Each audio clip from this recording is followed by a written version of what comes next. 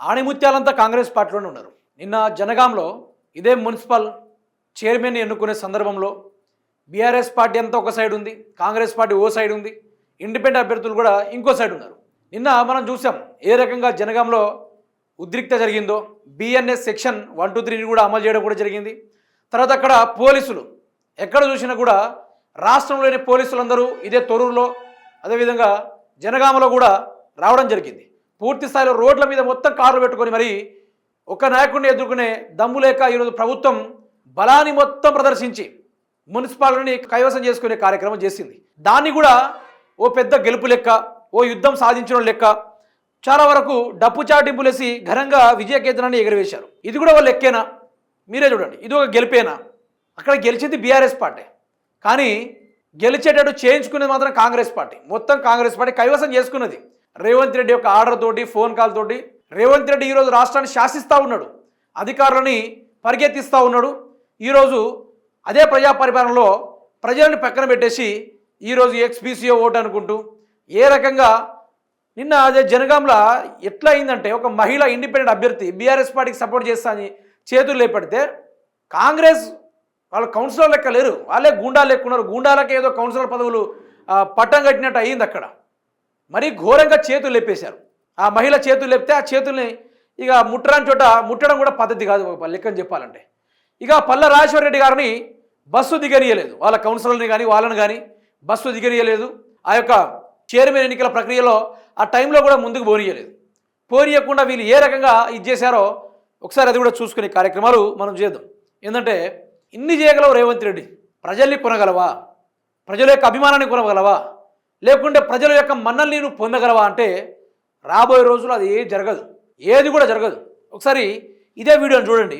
నిన్న ఎలక్షన్ జరుగుతున్న టైంలో, అంటే ఒక చైర్మన్ ఎన్నుకునే టైంలో ఏం చేశారు కాంగ్రెస్ కార్యకర్తలు చూడండి.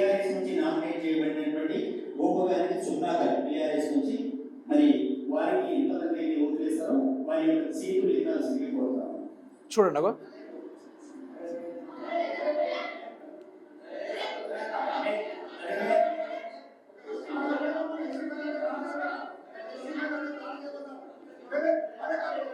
ఇందులో మహిళల్ని ముట్టుకునే హక్కు వీళ్ళకి ఎక్కడిది? ఎవడు కల్పించిన గాడిదేవాడు? మహిళల్ని ముట్టుకుంటారా? మహిళా స్వేచ్ఛను హరించే అధికారం వీళ్ళకుందా? వీళ్ళు కాంగ్రెస్ కౌన్సిలర్లా లేకపోతే కాంగ్రెస్ గూండాలా? అందరూ కూర్చొనే ఉన్నారు. మహిళల్ని ముట్టరాని చోట ముట్టి చేతులు పట్టుకొని కింద దింపాల్సిన అవసరం వచ్చింది వీళ్ళకి. ఏమొచ్చింది? ఇదేనా రేవంత్ రెడ్డి యొక్క మర్యాదపూర్వకమైన పరిపాలన? ఇదేనా మహిళల్ని గౌరవించే పరిపాలన? ఇదేనా? వాళ్ళు కాంగ్రెస్ కౌన్సిలర్లా లేకుంటే కాంగ్రెస్ గూండాలు కూర్చోబెట్టిరు అక్కడ. ఇప్పుడు ఏదైనా ఉంటే ఇప్పుడు రేవంత్ రెడ్డి సెటిల్మెంట్ చేపిస్తూ ఉన్నాడు ఈ మున్సిపల్ కౌన్సిలర్ని. అదే సెటిల్మెంట్లో కొందరు లొంగిరు, కొందరు లొంగుతలేరు. సరే, ఆ ఇండిపెండెంట్ క్యాండిడేట్ కూడా నేను బీఆర్ఎస్ పార్టీకే ఓటింగ్ చేస్తున్నా, బీఆర్ఎస్ పార్టీ వైపే నేను సపోర్ట్ చేస్తున్నాను ఆవిడ గారి చేతులు లేపితే వీళ్ళకు ఎక్కడో మండి మరి చేతులు ముట్టుకొని మరి కింద పెట్టాల్సిన అవసరం ఏముంది వీళ్ళకి? అంతగానో అవసరం ఏముంది? అంత బలుపు, అంత అహంకారాలు వీళ్ళకి ఎక్కడిది? వీళ్ళకు అధికారం ఎవడిచ్చిండు? అధికారం ఎవడిచ్చిండు? ఈరోజు పోలీస్ వ్యవస్థ గంత జరుగుతాను కూడా అట్లాంటి బయట ఈడుకొచ్చి ఈరోజు ప్రజల్ని అమాయకుల్ని కొడుతున్నారు. కానీ అట్లాంటివన్నీ బయటకు గుంజుకొచ్చి కొట్టే అధికారం ఈరోజు పోలీసు వాళ్ళకి లేదా అని అడుగుతున్నా. మీరు ఈరోజు కొన్ని పనికిరాని విషయాల్లో చూపించే అత్యుత్సాహము ఈరోజు మహిళను ముట్టుకున్నాడు.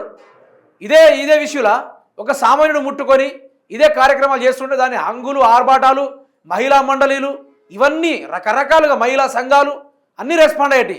కానీ ఇప్పుడు ఈ టైంలో కాదు, ఇలాంటి టైంలో రెస్పాండ్ కారు. ఏంటంటే మహిళా సంఘాలకు కూడా ఇది అవపడదు, మహిళా మండలికి కూడా అవపడదు, సిటీ వాళ్ళకి ఇది అవపడదు. అట్లాంటి బయటకు గుంచొచ్చు కదా కొట్టాల్సింది.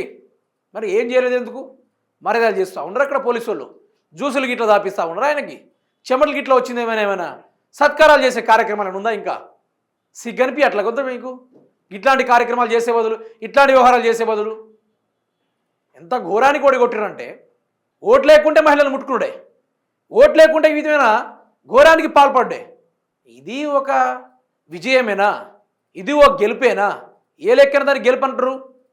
దౌర్జన్యం, అక్రమం, అన్యాయం దానికి తెరలేపారు తప్ప ఏ ఒక్క చోట కూడా మీరు నీతిగా నిజాయితీగా ఎక్కడ ముందుకు సాగలేదని ఇక్కడ క్లారిటీగా అవపడతా ఉంది. వ్యవహారం తేడతెల్లమైపోతూ ఉంది. కానీ మీరు చేస్తున్న ఈ అరాచకం కానీ, కర్మకాండ కానీ, ఈ ఘోరాలు కానీ అన్ని ప్రజలు చూస్తారు. ఒకానొక టైంలో మీకు బుద్ధి చెప్తారు, ప్రజలు తిరగబడతారు. ఆనాడు మీరు చేసిన వ్యవహారాలన్నింటినీ లెక్కబెట్టి లెక్కతో సహా మిత్తితో సహా వడ్డీతో సహా మీకు తీర్చే అవకాశం దిశగా ముందుకు నడిపిస్తారు బాజాప్తగా.